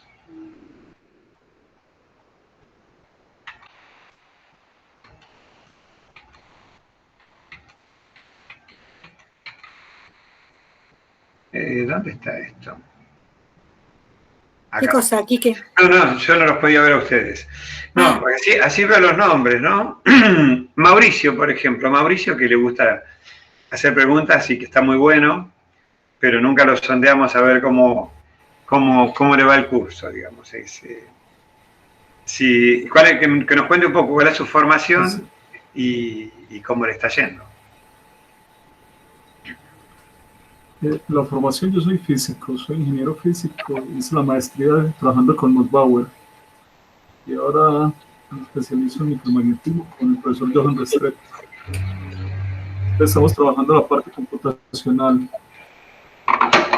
Está bien. Este curso me cae muy bien, porque estoy aclarando mucho concepto, también surgen muchas dudas, tengo el pool y bueno, el Aarón y varios libros consultando de dominio, que realmente es bien extenso el tema, pero cada que estoy acá estoy aprendiendo algo nuevo y estoy muy contento porque es una experiencia y yo no había estado en un curso así tan bueno. Me gusta mucho lo que enseñan ustedes. Estoy muy contento. Gracias. Muy bueno, muchas gracias, Mauricio. A ver, ¿nos quedó algún biólogo en el curso? ¿Alguien de ciencias ambientales o de biotecnología? Alguien que no haya salido disparado. Claro. Que todavía se la esté aguantando. Nos quedó alguno y... Acá estoy, de ciencias ambientales. Dale, Gabriel, contanos un poquito cómo te va a vos. Hola, ¿cómo están? Bueno, por allí yo tengo que devolverme a los videos de las primeras 3 clases y repasar nuevamente todo para entender. Vamos, para que se me haga más fácil el lenguaje técnico. Yo soy de ciencias ambientales, pero también soy químico, hice la doble titulación. Trabajo ahora en la parte de ciencia de materiales para purificación de proteínas. Eso va genial. Por allí, en la primera tarea me costó, de hecho no logré terminarla para la fecha de entrega y no la pude entregar. Pensaba enviarla con la segunda. Pero buenísimo, el curso, la dinámica y la explicación de todos los ejercicios. Así que súper agradecido. Bueno, gracias, Gabriel. Investigación, Gabriel. los prácticos. Eso estaba genial. Gabriel, de la primera práctica, ¿con cuál te trabaste? El 3 fue uno de los que más me costó. Bueno, ahora tenés la resolución ahí, así que fíjate, para terminarlo no hace falta que esperes la segunda entrega para entregar todo. Entregalo cuando lo tengas. Perfecto. Y lo de MATLAB, por allí tengo que llevarlo a Python porque yo trabajo en software libre, no uso MATLAB y tendría que como que llevarlo a Python en lenguaje para procesar. Sí, igual lo pueden hacer a mano, ¿eh? No, la mayoría de las cosas que hay que hacer se pueden hacer a lápiz y papel. Tal cual. Yo lo hago por ahí usando un código nada más que para que me queda la base para otro problema, o me quedan las constantes cargadas, o digamos, o si hay un error, modifico el dato que estaba equivocado y uno entonces es más simple, ¿no? Para volver a hacer las cuentas. Pero bien, bueno, mantenernos al tanto. Pero yo diría que cualquiera que tenga realmente interés en hacer el curso y piense que se está atrasando, que le está costando, a esa persona justamente es a la que queremos ayudar, ¿no? La persona que está a lo mejor con un hándicap, que está un poquito renga por su formación, pero que realmente necesita esto para su trabajo de investigación o para su doctorado, trataremos de ayudarlo lo más posible, ¿no? Además, quiero una cosa mencionar, para todos y en particular para Gabriel. Gabriel, cuando te retrases con un ejercicio o tengas un problema, no dudes en hacer la consulta por el Classroom. Escribinos por ahí y ahí vemos la manera de darte una mano. Y además, bueno, otra cosa que también le digo un poco a todos, aprovechen la predisposición que tiene Quique para generar conversaciones fuera del horario de la clase. Entonces, incluso si por ahí un problema no se puede terminar de resolver con los comentarios y dudas a través del Classroom, se puede generar también una charla de manera directa. Y el curso, bueno, está especialmente apuntado también a esa gente, ¿no? Que tiene más dificultades porque no tiene la formación, digamos, de un físico para abordar estos conceptos. Así que no duden en aprovechar esa buena voluntad de Quique para tener esos encuentros. ¿Hay alguien más como Gabriel, más o menos en esa situación? Profe Quique, perdón, le hago una pregunta. Sí. Decía la profesora Claudia que está la resolución del punto 3. A mí me costó incluso ese no, por la parte de graficar pensé que, a pesar de haberlos escuchado, quería haberlo hecho con graficar computacionalmente. Eso a mí me costó. Entonces la resolución la van montando ustedes de los ejercicios. O sea, vos te decides. Está la solución. Porque esa parte a mí me faltó. También lo que quería utilizar Python para graficar, pero pues nada. Claudia, mira que el internet acá está malo hoy. Mauricio, justo no en este ejercicio, en un ejercicio de una práctica que viene, que todavía no lo compartimos porque la idea es que siempre traten de hacerlo ustedes, usamos para graficar el Sheet, ¿no? Que es parecido al Excel y que es una de las herramientas que trae Google. No sé si vos sabes usar el Excel, Mauricio. Sí. Bueno, fíjate porque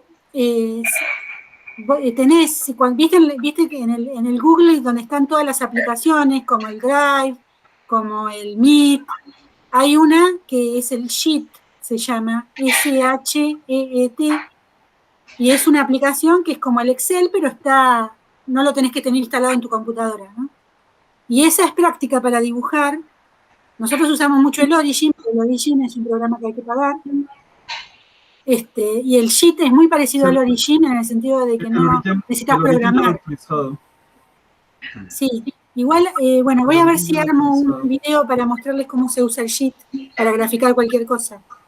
Pero bueno, lo voy a tener en cuenta. Yo justo lo muestro en otro programa, ¿no? Gracias. Está bien, pero Clau, a ver, por ahí yo no entendí bien. Mauricio, vos mencionaste que tenías dificultades con un problema en particular, ¿no, Mauricio?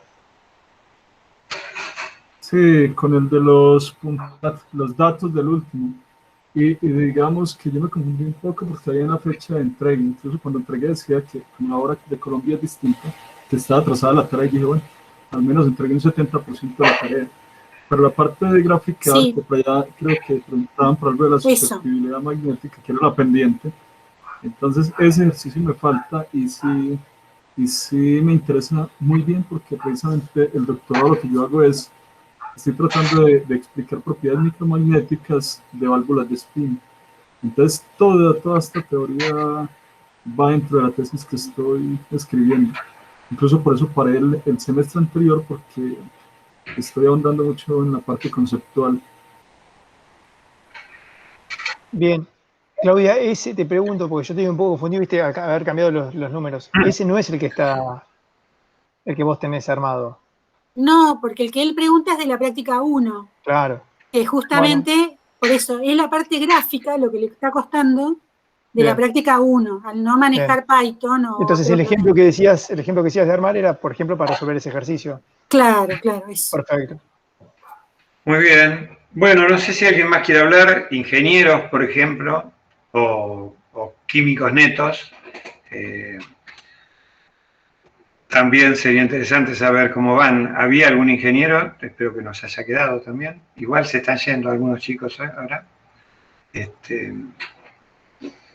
Sí, porque es la una, Quique, así que me parece que podríamos ir ¿Nos terminando podríamos ir yendo? Bueno, está bien.